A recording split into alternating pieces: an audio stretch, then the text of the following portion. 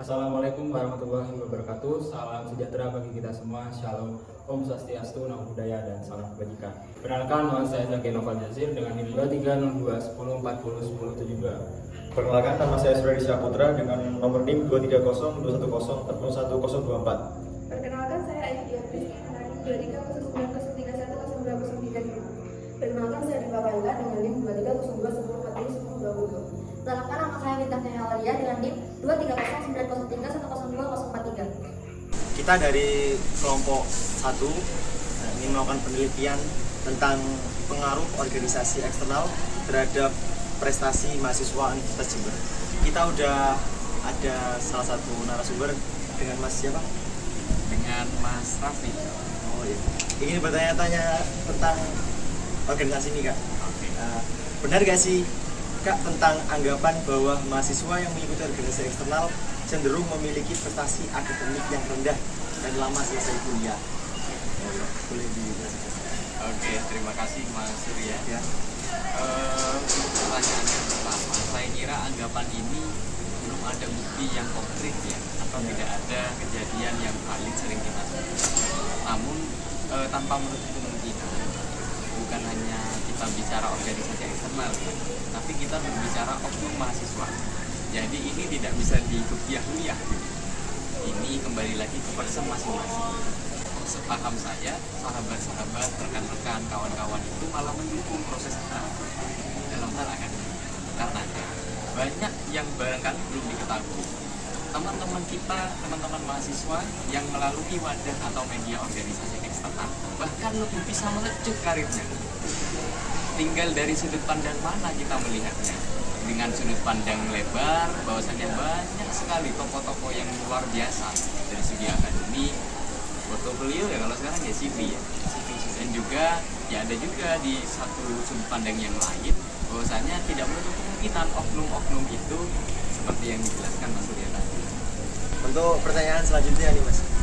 Menurut Mas, keorganisasian eksternal itu dapat mengganggu aktivitas belajar tidak? Oke, aktivitas keorganisasian eksternal menurut saya sama sekali tidak mengganggu aktivitas pembelajaran. Mengapa demikian? Bahwasannya di rangkaian kegiatan atau di dalam efektivitas kegiatan organisasi eksternal mahasiswa itu malah kita disediakan, Mas. Disediakan media, ruang, bahkan yang paling important ini, paling penting adalah sahabat-sahabat, rekan seperjuangan. Yang dapat mengganggu itu adalah distraksi daripada remaja-remaja atau sahabat-sahabat kita yang sudah tergabung di dalam organisasi eksternal namun tidak memiliki time schedule yang jelas. Jadi tidak mempunyai planning. Jadi dalam satu hari dia itu ingin melakukan apa. Dan untuk pertanyaan terakhir nih, Mas. Oke. Pesan dan kesan buat Mas terhadap mahasiswa UNED. Terima kasih untuk Universitas Jember yang selalu memberikan wadah media untuk kita semua. Yang terpenting menjadi mahasiswa hari ini adalah kita belajar berlatih untuk bagaimana cara menjadi public speaking yang membahagiakan orang lain. Tidak cukup untuk nyaman, tapi membahagiakan orang lain.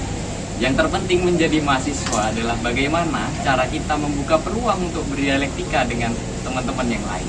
Peluang untuk meningkatkan kapabilitas hati kita, untuk meningkatkan rasa toleransi kita. Dan yang terpenting menjadi mahasiswa, menentukan arah gerak kita selagi di kampus atau pasca dari kampus. Intinya satu, kata Gus Dur, bermanfaat untuk orang lain. Refleksi pribadi saya dalam permasalahan yang kita teliti pada kasus ini adalah tentang bagaimana cara pribadi diri kita sendiri untuk mengatur waktu. Jika kita ingin mengikuti organisasi eksternal ataupun internal, hendaknya kita harus mengatur waktu kita dengan baik agar bisa berkesinambungan antara organisasi eksternal dan internal. Jadi semua itu ada hal positif dan negatifnya, dan semuanya juga tergantung pada pribadi kita masing-masing. Refleksi diri dari saya yaitu meningkatkan skill dan menambah relasi dengan mengikuti organisasi eksternal itu boleh-boleh saja. Tetapi perlu diingat kembali, kita harus bisa mengetahui kemampuan kita untuk memanage waktu untuk tugas organisasi eksternal dengan tugas kita sebagai mahasiswa. Jangan sampai kita terbebani tugas dan ketentuan organisasi eksternal dan mulai memindahkan prioritas tugas kewajiban mahasiswa di bawahnya, sehingga tugas mahasiswa kita terganggu dan menghambat kelulusan kita. Refleksi pribadi dari permasalahan yang kita ambil dari sini yaitu kita boleh mengikuti organisasi eksternal, tetapi kita juga tidak boleh lupa untuk melakukan kewajiban kita.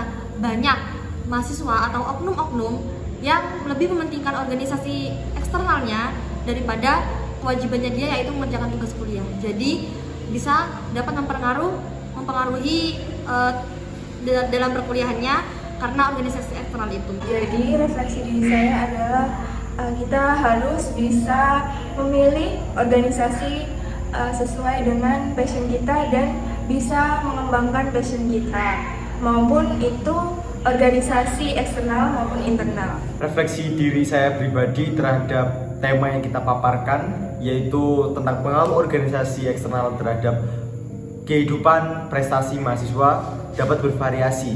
Sebenarnya kita menjadi mahasiswa baru, kita itu harus melakukan pengalaman sebanyak-banyaknya. Contohnya mengikuti organisasi eksternal maupun internal. Organisasi dapat meningkatkan keterampilan, kepemimpinan, jejaring sosial. Tetapi ini masalah yang ditimbulkan yaitu juga dapat mengakibatkan tuntutan waktu yang tinggi, dan kita tidak bisa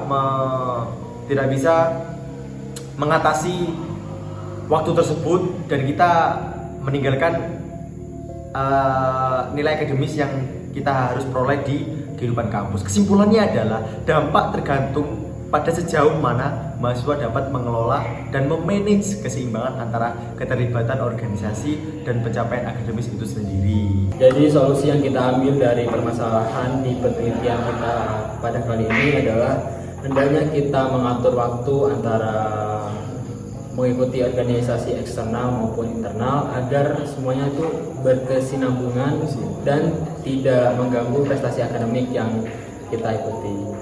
Dan kita juga tidak boleh melupakan apa yang harus jadi kewajiban kita sebagai mahasiswa, dan kita tidak boleh cenderung untuk selalu memilih organisasi eksternal daripada pekerjaan-pekerjaan kuliah kita.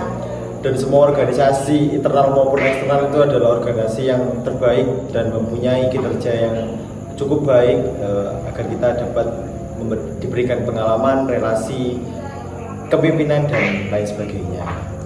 Semuanya tergantung kita, bagaimana cara kita menyikapi semuanya. Semua organisasi itu baik, jadi tergantung individu kita masing-masing untuk mengolah atau merefleksikan diri kita terhadap organisasi tersebut. Terima kasih. Wassalamualaikum warahmatullahi wabarakatuh.